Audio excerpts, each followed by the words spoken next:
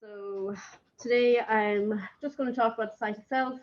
The excavation methodology of how we dug it was quite interesting, and then the 4 phases of activity that we found dating from the 10th century up to the 19th century.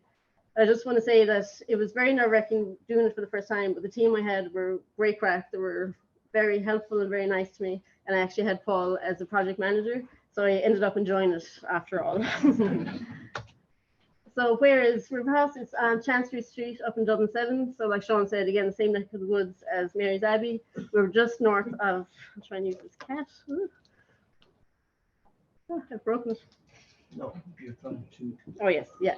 Can anybody see the red? Can you do it again? It's definitely there.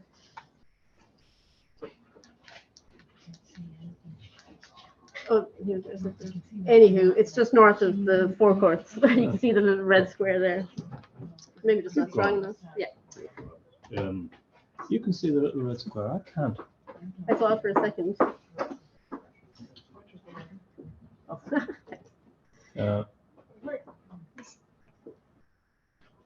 It's grand. I'll keep going anyway. So again, using Howard Clark's lovely map and just overlaying, just to show the site is the red box just here, just at Chancery Street, located within the zone of archaeological potential for Dublin City, and also in the first recorded suburb north of Liffey in the medieval suburb of Oxmantown. So throughout its lifetime, you can see where it's positioned. It was either close to St. Michan's Church, which was probably established in the 11th century, St. Mary's Abbey, we now know 12th century, and then St. Saviour's Friary at the south, probably 13th century. It was also just along Pill Lane, which is now Chancery Street, which would have linked St. Mary's Abbey to the bridge. It would have linked it to Oxmantown Street, which was the main thoroughfare in Oxmantown. So it was kind of in the center of all the activity in Oxmantown. Oh, sorry, I have to go back. This lovely map that our graphics team overlaid onto Clark's map shows that there have been loads of excavations in this neck of the woods. You've heard of 2 of them this morning, and a lot of them are very close to my site, and a lot of them have features that are very much associated with my site. So you'll be seeing this map a lot.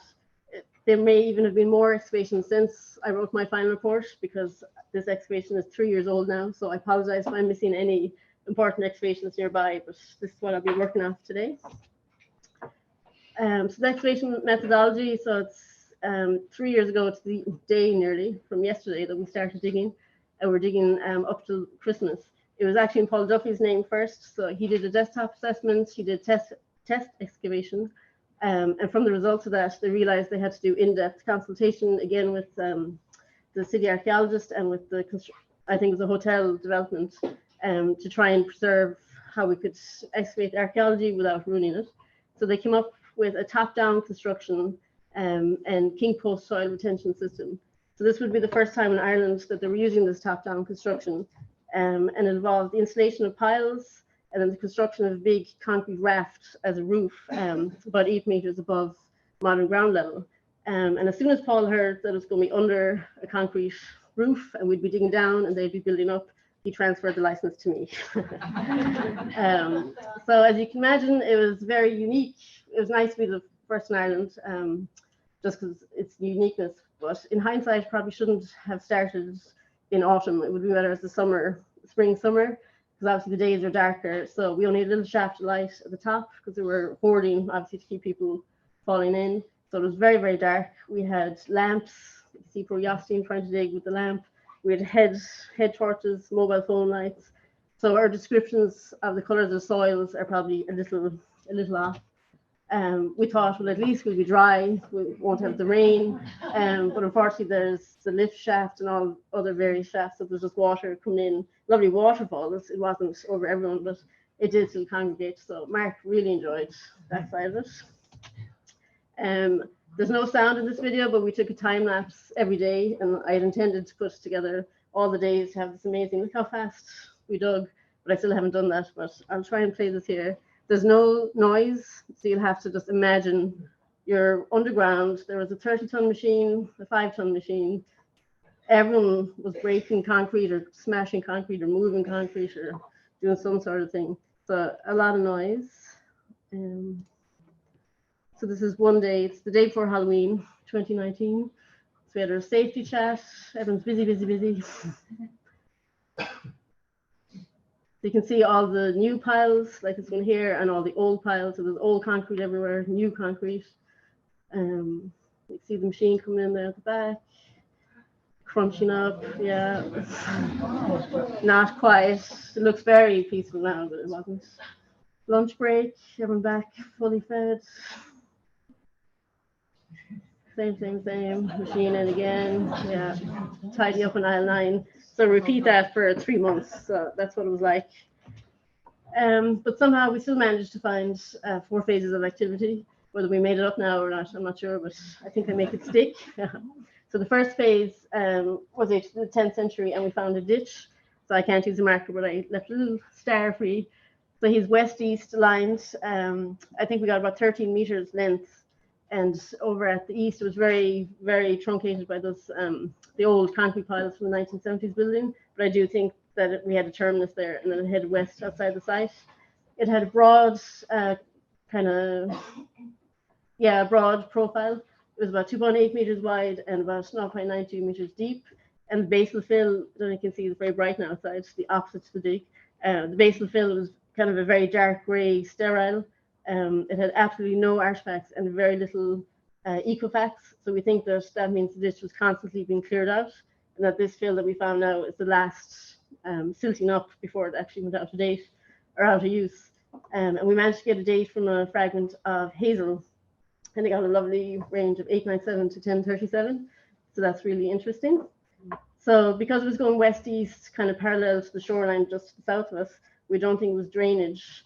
It could be a boundary plot. It could be a physical barrier for, livestock to keep them out of the marshy ground. But we actually think it was related to water management or flood relief. So back to the map that I said we'd be looking at again and again. So you can see our red square there. So there were very important excavations at Hammond Lane and Church Street, just to the southwest of us. 3 phases of activity. And during, which phase? I think the first phase. Sorry now.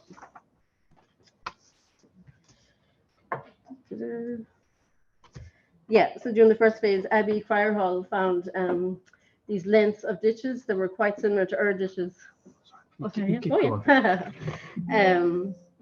Earth and bank ditches running west-east again parallel to the shoreline. And she considered they were probably to do with flood relief. Oh yeah, very good. Excellent. Thanks, John. So these are the Hammond Lane excavations, and this is our site here. So our ditch was coming across here west-east, so like say parallel to the area that was known as the Pill in the medieval and the post-medieval period. So marshy, mud flats, very marginal on the ground. So Abby's ditches would also have been going west-east, and she thought as well that they were flood relief or water management. So I think that's exactly what our ditch was as well. Ours was slightly wider and a little bit deeper, but it had all the same traits. And as Clark said, the tides, the high tides, the seasonal tides, floodwaters would have actually come all the way up to Pill Lane or Chancery Street today. So that would have been just abutting our site. So if you had a nice little ditch here trying to stop that water, you might preserve your farmland just to the north. So then the phase 2 activity was from the mid-11th to the 14th century. And there were 2 types. We had reclamation layers down here in the southeast corner of the site. And then we had all these waste pits that were just used to dump domestic waste. And also the top fills of the ditch were also, because the ditch by then would have been redundant because the land would have been reclaimed to the south. So there's no need to manage the water. So they just used the ditch as well to dump their domestic waste. So this is a picture of the reclamation layers.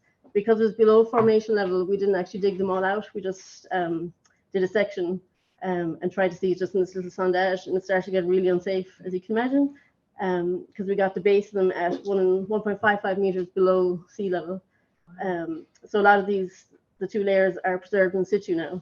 But we did get a date from a bit of charcoal, and it comes back the nice 11th to 13th century date. So you can see our high spec safety measure to not fall into the reclamation layer.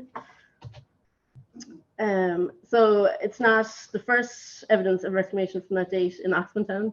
So again, at the Church Street, Hammond Street excavations down here, Prior Hall again in the 1st century found 4 reclamation boxes that were constructed of stake and wattle fences, and she dated them to the late 11th to 12th century.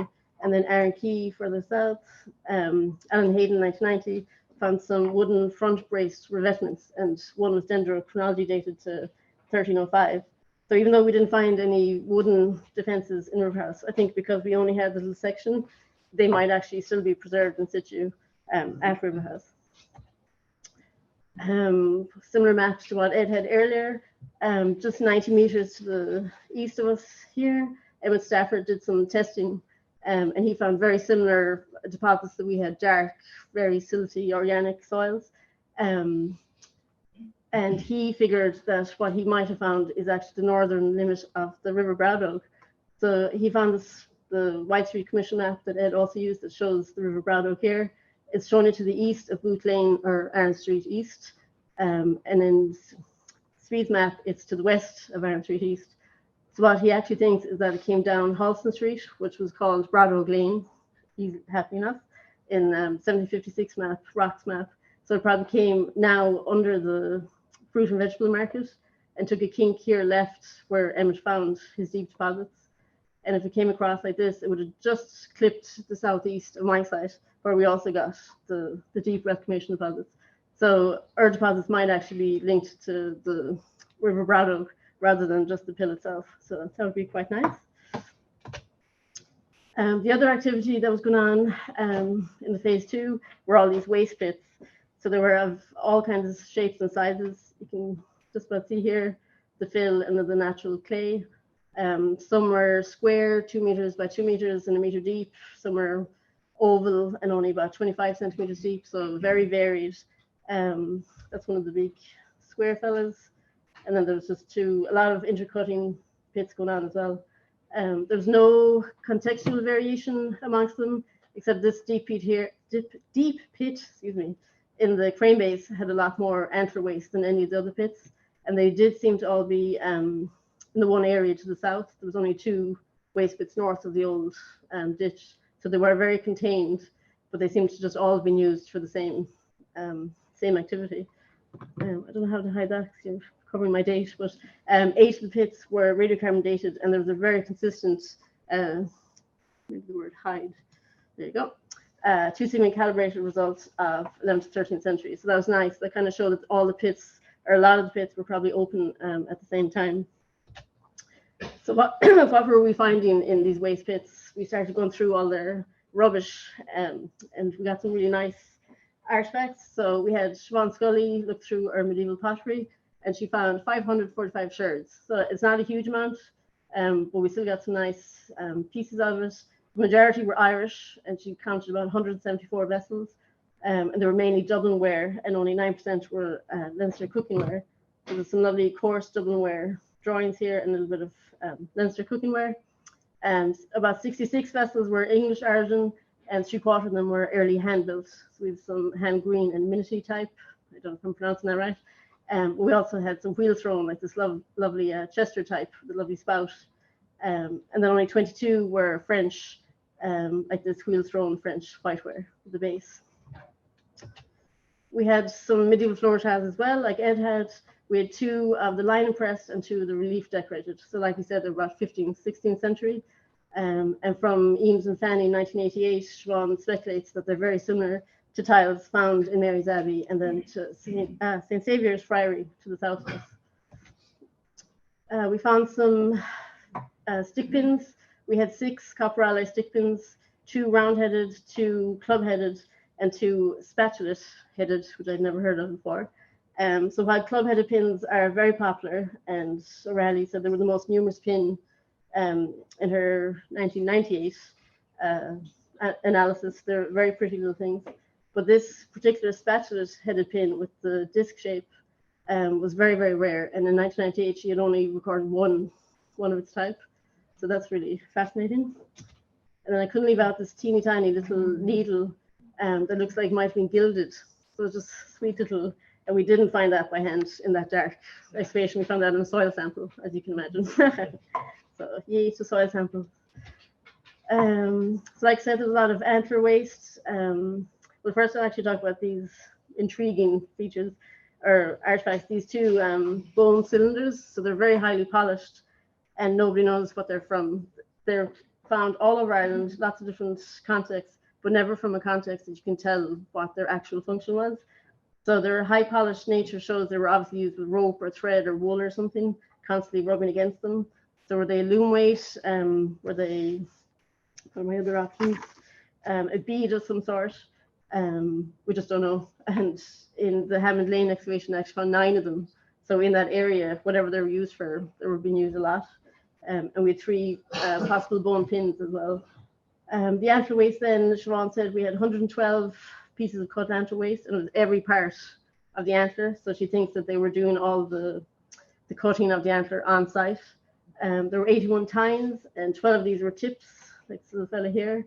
And again, she thinks that suggests that there was maybe a low-level antler working industry either on or near the site, because you don't keep the tips when you're making your antler bone comb or whatnot. So that was interesting. Margaret McCarthy did my fauna analysis, so we could get a peek of what they were eating at this time period. So she said, like the rest of Dublin, it was mainly livestock and fish, and cow was obviously the main guy here. She said from the aging evidence that a lot of the cows were actually quite old when they were slaughtered. So they were seen as being, their secondary products were seen as important as their meat, so their hide and their horn. And she said the same for the sheep and the goat, so the wool secondary products would have been very important. She found a lot of skull fragments from the cows, which indicates to her that they were slaughtered on site. So the live animals were transported in from the hinterland and then slaughtered on site. She also found 2 newborn calves, which she said was interesting and suggested that some cows were kept in the town as milk providers. Sheep and goat, we did a lot of them. She also found a dog, a sheepdog-sized dog, a cat, a little bit of deer, some rabbit, unsurprisingly some rats. It was a dumping ground. Fish, lots of fish. They had a lovely diet. They also had a lot of deep-sea fish, so they were going out in boats with baited lines, so they're getting cod and hake. Anybody else interesting? And conger eel. It's a lovely, still really sharp jaw of a conger eel that we found. Then Nicola Gilligan did the archaeobotanical analysis, and I had to look up the word ruderal, plant growing on waste ground or amongst rubbish. So again, that adds to the theory that it was still marginal ground. So even after Pill Lane was built and all the other medieval lanes around it, it wasn't, like we found no structural evidence at all, just waste pits. So it was just left as this marginal ground, even though there were 3 streets around it. And you can get the image that it was quite pretty. There were probably little hedgerows where it met the street, so she was getting blackberries and hazelnuts. She did find some cereals, but they weren't cultivated on site. They were cultivated elsewhere and came onto the site. So your usual wheat for your flour, and then oats for your porridge. So that was interesting. Then Lauren O'Donnell did the charcoal analysis.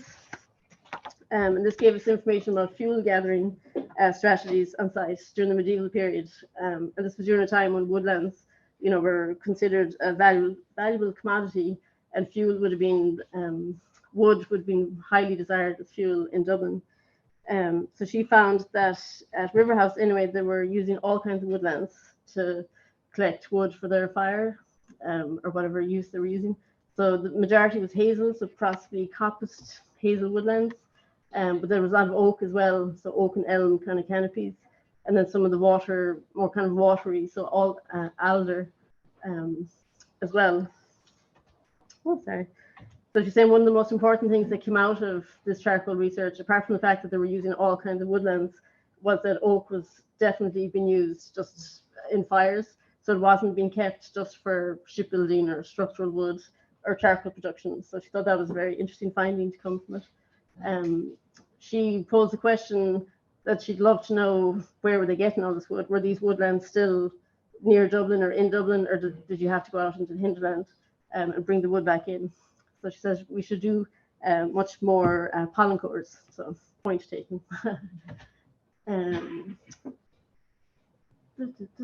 Yes, so our 11th to 14th century activity in Riverhouse wasn't standalone. again, back to all these excavations, there's lots of evidence of activity at that time period. So obviously the waste was coming from somewhere, and we had so much butchered waste. When I was reading one of the 13th century tracts, there was what was he called? Ranulph the butcher in 1231 owned two tracts of land in Oxmantown. So I'd love to think that Ranulph lived nearby somewhere and was just dumping all his waste nearby, just to give a human touch to it. But we have actual archaeological evidence that there were houses nearby. So this is the fish market. Claire Walsh, just after me, in 2021 found a lovely sill beam structure just to the north up here. So she actually found evidence of Colcrath Lane, and then off it was one of these little houses. So it's really sweet. So maybe somebody up here would be running down and dumping their dinner waste, which is nice. And then again over here in the Hammond Street, Phelan and Moriarty in the second and third phases of excavation found a post and wattle type 1 house, and then 5 property divisions and structures. So there was definitely people living all around Riverhouse, and that might have just been the communal dumping ground where they were dumping all their bits and pieces. So then the phase 3 activity is 15th to 17th century. And again, you can see it's mainly made up of waste bits again. So it was still marginal ground at this time, much fewer pits, and they're much smaller, much shallower. So it was definitely running out of, it wasn't used as intensively. And we had this one lovely well as well. This is just us digging again. There's this pit here, I think. All right. And that's the well. So it's still functioning, holding water to this day. Some of the post-medieval pottery, again, Siobhan said we had some Beauvais monochrome glazed ware, 15th, 16th century, nice dish or a bowl, Santonge, green and brown. And then this transition ware that's very similar to medieval pottery, very similar to post-medieval pottery. So it's somewhere in the middle, so 15th, 16th century. So the majority from this period were transition ware. We also had some lovely freshen stoneware bottles and a jug, the part of the face, 16th, 17th century, and only one little piece of scrivito, again, 16th to 17th century. So then I feel like I'm flying through this, but I do talk very quickly, so sorry. So we jump out of the medieval, post-medieval, and the final phase of activity. The first actual habitation and structures on the site was obviously these post-medieval houses, the Dutch billies. You can see, where am I up here? I should have zoomed in a bit more on this. In here, it's only one little a rectangle. I'm not even the right part of the town. I'm up here with only houses fronting onto Pill Lane. But then here you see we have houses on Pill Lane, Greek Street, and then a few of them onto Bull Lane. So you can see they're all these 18th century houses. They're varying widths. They have gardens out the back. They probably had returns, wells associated with them.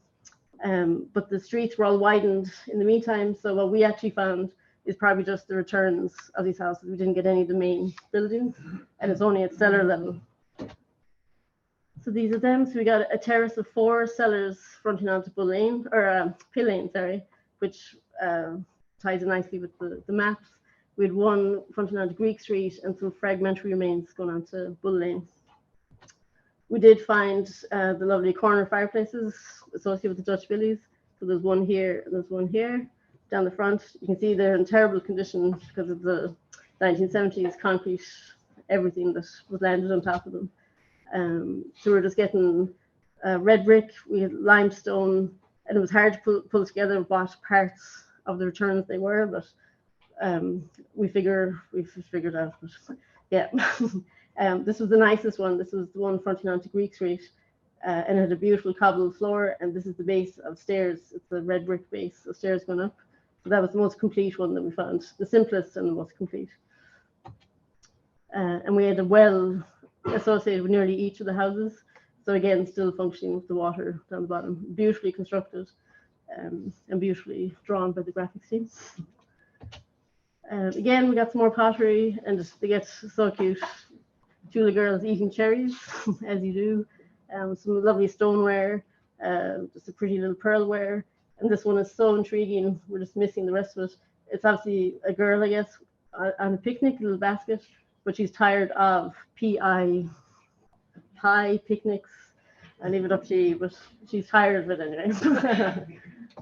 And then some nice glass bottles. One in the middle was fully intact and was Butler's Medical Hall, 54 Lower Sackvilles in Dublin. So he was apparently one of the prominent apothecaries in Ireland in the 1820s. And then this one had us all in stitches for days on end. I'll read it out, you can see it.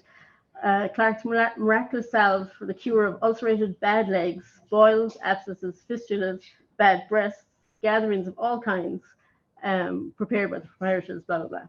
So in 1870, so you can imagine that was giggles galore on site when we found that. So luckily the Wide Street Commission map shows us that we have now the numbers of the houses. So there's number 23 to 24 to 26, sorry, Pill Lane.